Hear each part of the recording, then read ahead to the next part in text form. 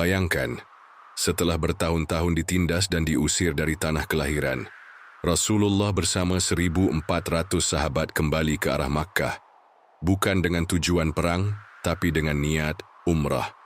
Tapi Quraisy tak tinggal diam. Mereka bersiaga. Mereka kirim pasukan, mereka ingin menghalangi kaum muslimin. Maka rombongan pun tertahan di daerah bernama Hudaybiyah. Panas, gersang, dan penuh ketegangan. Delegasi demi delegasi Quraisy datang dan pergi. Tapi hasilnya buntu. Sampai akhirnya datanglah Suhail bin Amr. Bukan nama sembarangan. Quraisy sedang serius. Lalu dirumuskanlah perjanjian.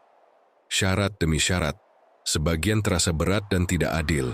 Salah satunya, tahun ini umat Islam tidak boleh masuk Makkah dan tahun depan baru boleh kembali tanpa senjata, hanya sebagai peziarah.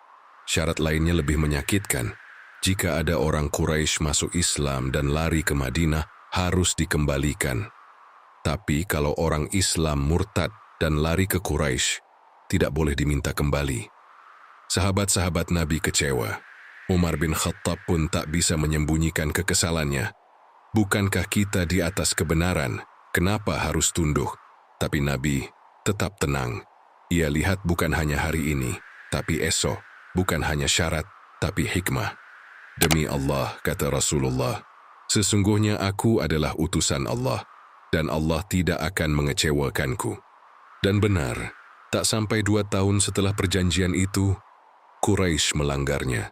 Dan inilah yang membuka jalan Fathu Makkah, tanpa pertumpahan darah, tanpa perang besar, kemenangan Islam yang dimulai dari jalan kesabaran.